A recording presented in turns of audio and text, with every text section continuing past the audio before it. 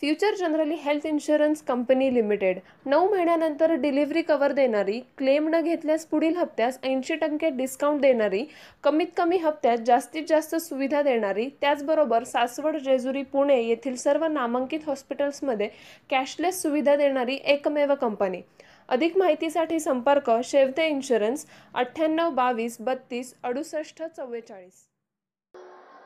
छत्रपती शिवाजी महाराज की जय भवानी. बोलो भारत माता की.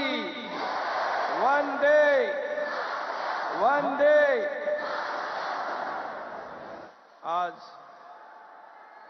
राजमाता जिजाऊ माँसाहेब आणि स्वामी विवेकानंद यांची जयंती आहे. यांना मी सर्वप्रथम विनम्र अभिवादन करतो आणि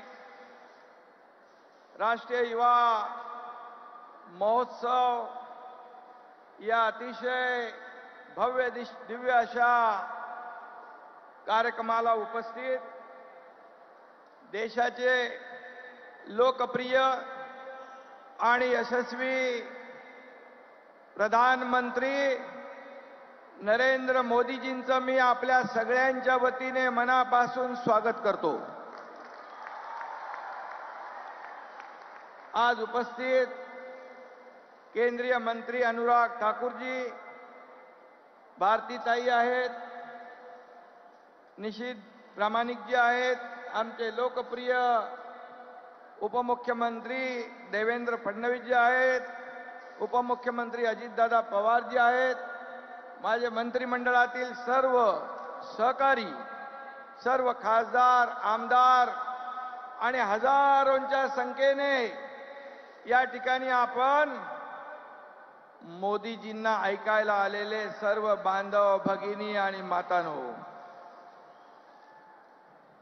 केंद्र और राज्य सरकार के युवा खेल मंत्रालय द्वारा आयोजित 27वें राष्ट्रीय युवा महोत्सव के उद्घाटन समारोह में देश के लोकप्रिय और कर्तृत्ववान, दुनिया में सबसे लोकप्रिय हमारे आदरणीय प्रधानमंत्री जी का मैं महाराष्ट्र सरकार की ओर से फिर एक बार तहे दिल से हार्दिक स्वागत करता हूं. देश के विभिन्न भागों से आए हुए जो हमारे सभी स्पर्धक, उनका भी मैं इस नासिक की भूमि में स्वागत करता हूं. महाराष्ट्र के कुंभ नगरी में आज युवाओं का एक बहुत बड़ा कुंभ हो रहा है. यह हमारे लिए बहुत ही खुशी की और गौरव की बात है. इस राष्ट्रीय महोत्सव, युवा महोत्सव का आयोजन इस नासिक के पावन भूमि पर करने का मौका आदरणीय प्रधानमंत्री जी ने हमें दिया. इसलिए मैं बहुत बहुत धन्यवाद देना चाहता हूं, उनका आभार भी व्यक्त करता हूं. भगवान राम, लक्ष्मण, सीता, हमारी सीता माता के साथ गोदावरी के तट पर पंचवटी में आए थे. स्वयं श्री राम के पदस्पर्श से पावन भूमि पर आज हमारे प्रधानमंत्री भी पधारे हुए हैं. ये भी हमारे लिए बहुत गौरव की बात है, खुशी की बात है. अयोध्या में होने जा रहे प्रभु रामचंद्र जी के भव्य मंदिर के उद्घाटन का ये शुभ संकेत है, ऐसा मैं कहूंगा. अयोध्या में राम मंदिर निर्माण हो, ऐसे करोड़ों राम भक्तों का सपना और हमारे हिंदू हृदय सम्राट बाबा साहेब ठाकरे जी का भी सपना तमाम इस देश के सभी लोगों का सपना अयोध्या में राम मंदिर बनाने का हमारे प्रधानमंत्री जी ने पूरा किया है। इसलिए फिर एक बार मैं उनको बहुत बहुत बधाई देता हूं। आदरणीय प्रधानमंत्री जी का आभार शब्दों में बयान नहीं कर सकता हूं। सिर्फ इतना ही कहूंगा, मोदी है तो मुमकिन है। गत सप्ताह हमारे मोदी जी लक्षद्वीप में क्या गए, वहां मालदीव में भूकंप आ गया, भूचाल सा आ गया। अब हमारे देश को बुरी नजर से देखने की हिम्मत कोई नहीं कर सकता है। यह सिर्फ और सिर्फ हमारे आदरणीय प्रधानमंत्री जी के कोशिश से ये सब हो रहा है। आज हमारे देश का नाम पूरी दुनिया में, देश का डंका बज रहा है। पूरी दुनिया में हमारे देश का नाम बड़े सम्मान से, आदर से लिया जा रहा है।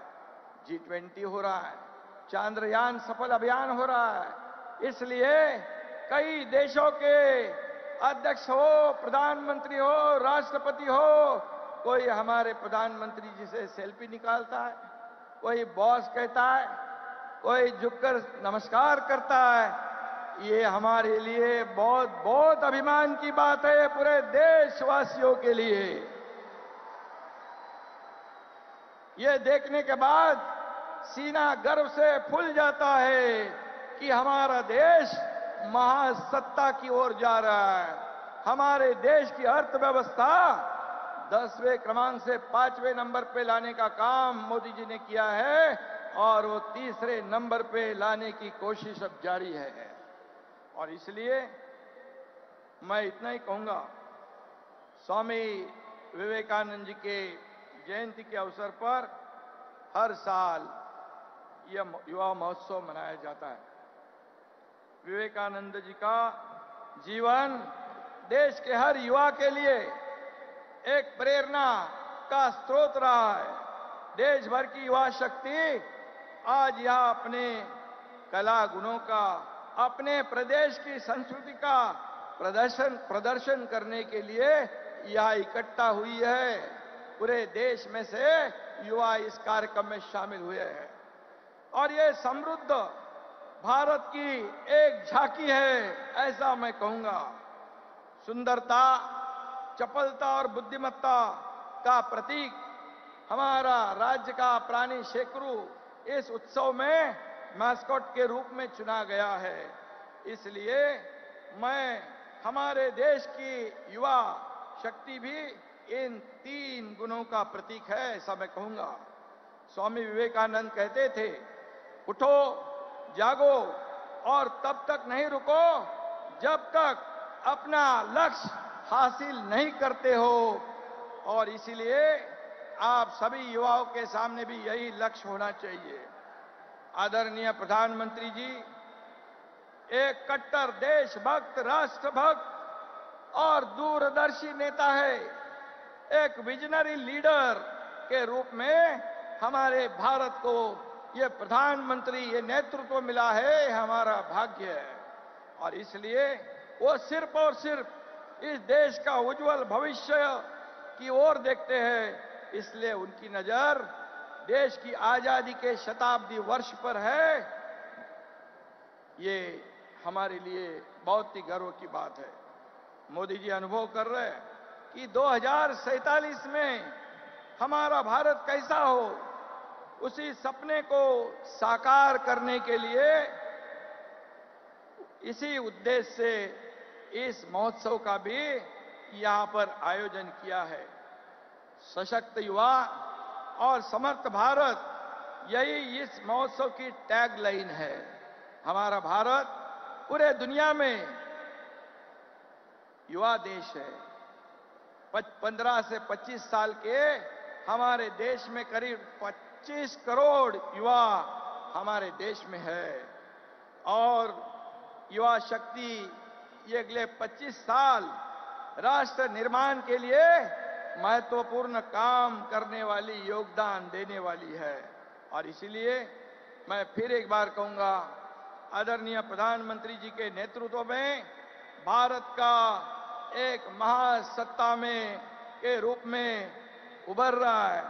हमें गर्व है कि आज सभी जगह भारत का नाम बड़े अभिमान से, गौरव से लेते हैं।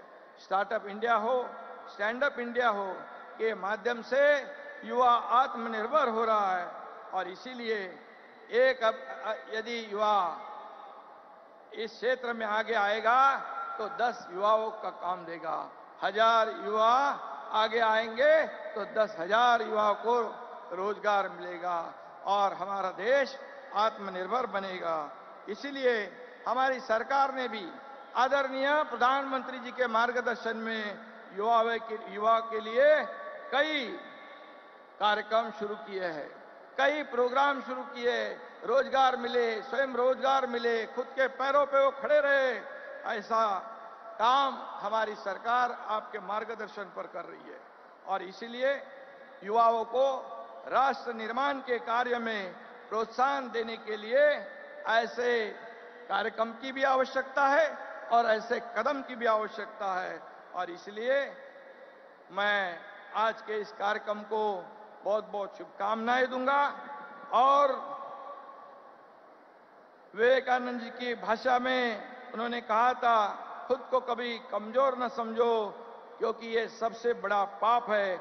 आप सब खुद को कमजोर ना समझे, आप ही हमारे देश का भविष्य है। इतना ही मैं कहूंगा और आदरणीय प्रधानमंत्री जी से प्रेरणा लेकर, उनसे ऊर्जा लेकर, जिन्होंने 9 साल में, जो 25-60 सालों में नहीं हुआ, ये 9 साल में ये भारत का विकास करके दिखाया है।